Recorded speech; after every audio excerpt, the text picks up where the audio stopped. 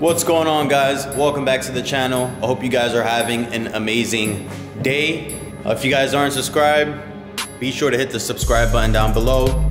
So today is the day that we are going to be attempting to getting the hatch started.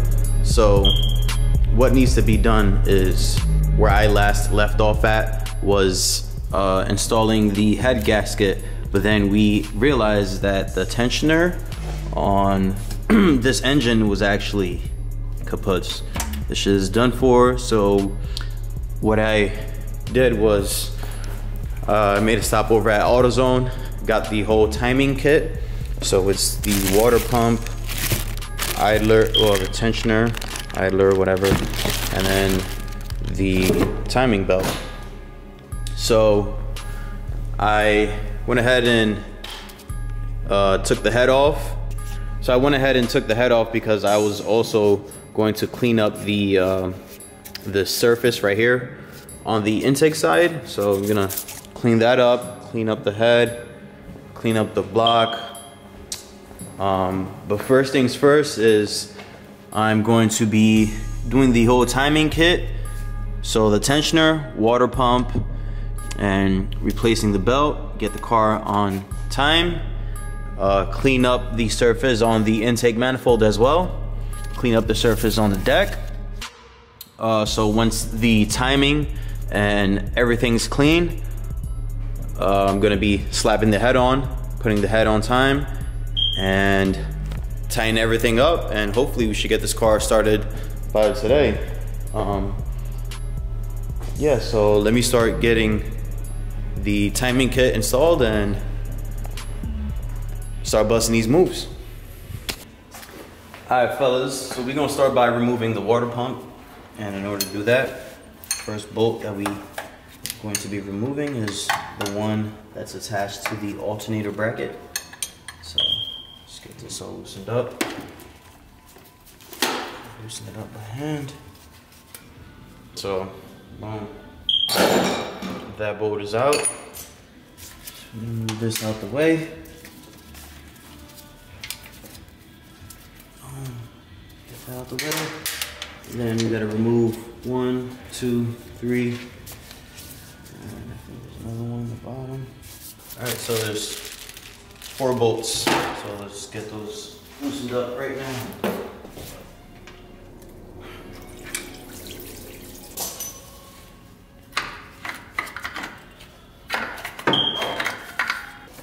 Clean this up and get the new water pump installed. All right, so I just got the water pump and tensioner installed. So next step is to get the first cylinder on top dead center, and I'm gonna start getting this bad boy timed. So let me grab the crank bolts and put this bad boy into top dead center.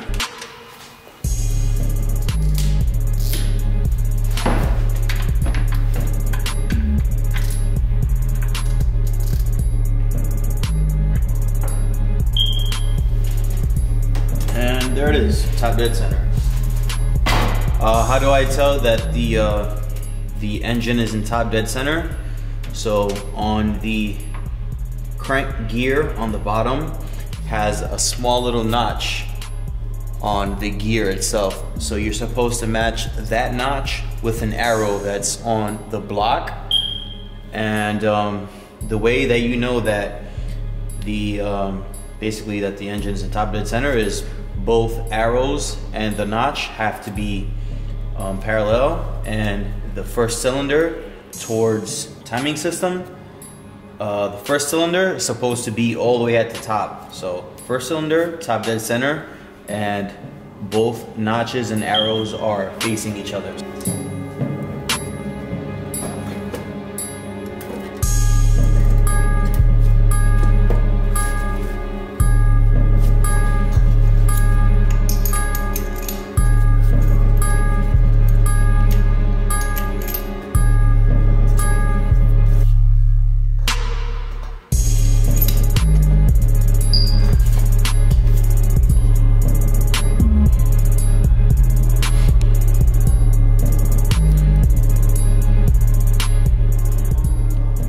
gotta be kidding me. All right, so, you know, I'm getting ready to start torquing down the head, and, you know, I start slipping the bolts in to the holes, and of course I am missing one. So, you know, I've been trying to look all over for this bolt and I cannot find it for the life of me. There goes the plans on trying to get the engine started today. So close, so close. All I had to do was just torque down the head, put the engine in timing, and just, you know, install everything back up, hook a battery up to it, probably fill it up with some oil, and if it needs gas, probably get some gas, and that was it. You know, everything can't go as smooth for me, you know. But hey, you know, what are you gonna do? Get some more bolts, I guess. So tomorrow I'm gonna wake up early, see if I could, I don't know, stop by a junkyard or probably stop by Honda, get some new head bolts, install those, and get everything back on, and, you know, see if we can start it tomorrow, I guess. But yeah, I mean, so far it's been going pretty good. I gotta say, the water pump went on pretty smoothly. You know, the only thing that I was having trouble with, I didn't explain it early on in the video, was because I was just trying to get this, you know, the car started. But I guess since we have time now, might as well explain it. The reason why I did the timing on the car was because when I first took the head off, the timing belt was loosely on the cam gear. It was like, you know, I was able to just slide it off and fucking just take the head off. So, you know, I was like, you know what, let me just get a new timing kit, new water pump, new tensioner, and a new belt, so that way, you know, I don't have any problems later on down the road. And in order for me to do the timing, I would have to take off the crank pulley dampener. Now, what the problem with this is, usually the bolts are pretty hard. So, you know, I've had this tool laying around, and, you know, I've been dying to use it. So what it is, it's a specialty tool. It's a weighted 19. So it's weighted, and the way you could tell is by the thick, extra diameter wallness. So what that does is it adds more weight to the impact wrench, and it gets the bolts out pretty quick when you're doing a timing, you know, job on any Honda. But this one in particular doesn't have a 19mm bolt. It has the 17. So I didn't know that. And what I did was, I was just missing an impact wrench. So I went over to Home Depot and I borrowed this impact wrench. And when I got here, I noticed that the bolt to the crank on this car was actually a 17 and not a 19. So, you know, I was pretty upset. I was like, fuck. You know, I thought it was a 17. I was pretty happy to use this socket right here. Never used it. And I've seen great videos and reviews about it, so I was kind of let down on that. And so, you know, next step was like, you know, fuck it, I can't get it out with a wrench, impact wrench. So let me just go to AutoZone and see if I could possibly rent the OEM Honda pulley holding tool. So went over to AutoZone, rented out this tool, and basically what it does is that it holds, normally in the newer models or in the 1.6 or whatever is that, whatever it is, these crank pulleys have a hexagon slot in them, and you're able to slide this in to hold the dampener and loosen up the bolt. But of course, with my luck, this crank pulley doesn't have the hexagon slot. So once again, I was set back. Honestly, now this is probably like the second day of me trying to get this crank pulley off. So now I'm just scratching my head. I'm like, you know what? Let me just leave it for the next day, tomorrow. Come back tomorrow, start off fresh, and you know, see how I could get this off. So I've been, you know, I was on the forums for a while, looking at different videos, and I finally found a solution. But the first time wasn't, you know, a success, as you could tell by this broken Allen key. What I did was, this crank pulley is sitting like that, right? And the frame of the car sits right about something like that.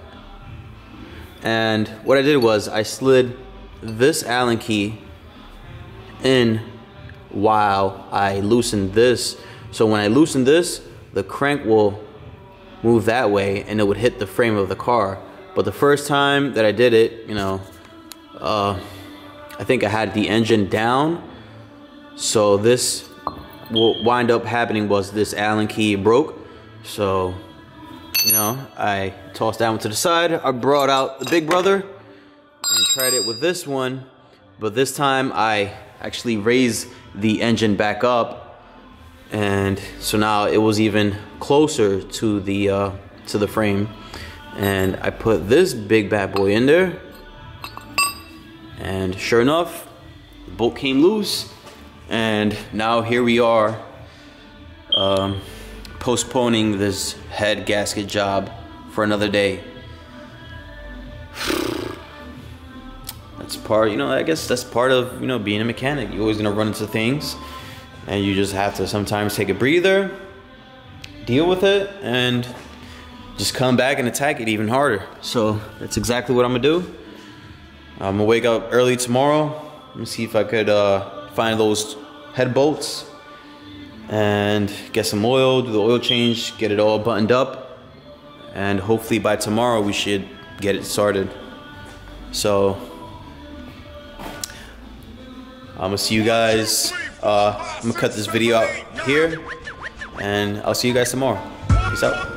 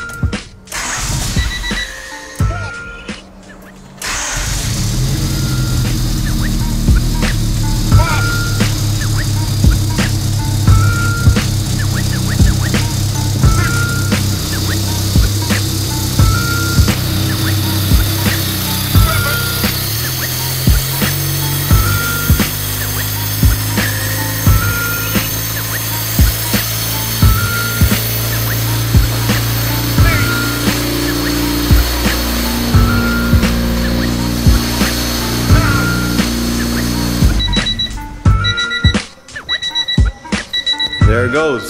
It starts. Next up, get the nitrous, and let's see what happens. All right, so it's the next day. I'm actually on my way to a local junkyard. I'm gonna pick up some axles for the hatch. So, not sure if I told you guys, but I've never noticed that when I purchased the hatch, it never came with some axles. I don't know how I overlooked that, but you know, things happen. So the car is running. I just have to get a set of axles and a battery for the hatch. So I'm on my way to the junkyard now, and I'm gonna get a set of axles, and let's see if I can get a battery as well. See you guys over there. My skin black like mama. Got stash spots in Honda. Straight out the jungle.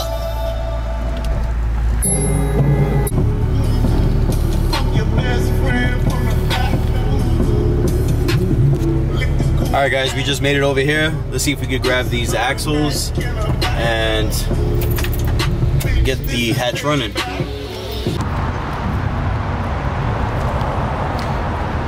The guys over here seem like Honda enthusiasts as well. They got this little coupe. So, got a little K-tune shifter in there. I don't know if you guys can see it.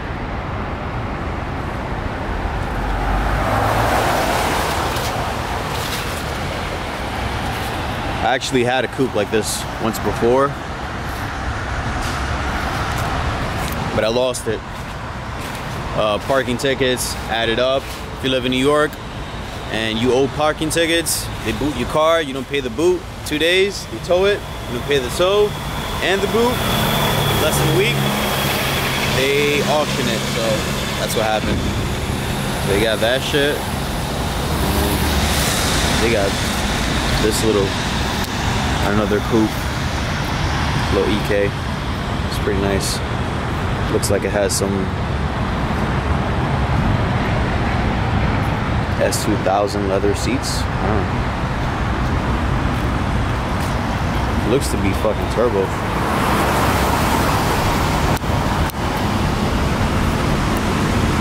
Got a little intercooler.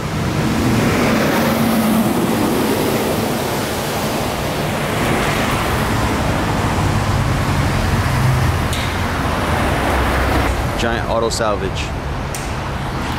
Check them out.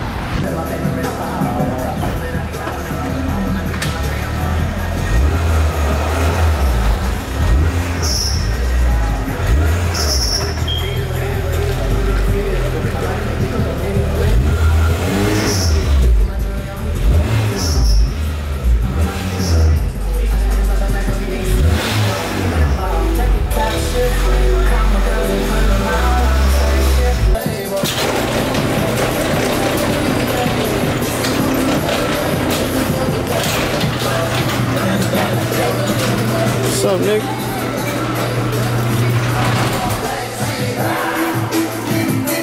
Alright, so we just got back from the junkyard, and unfortunately I was only able to grab the passenger side axle. They told me that when they went to go pull the driver's side axle, it just broke in half.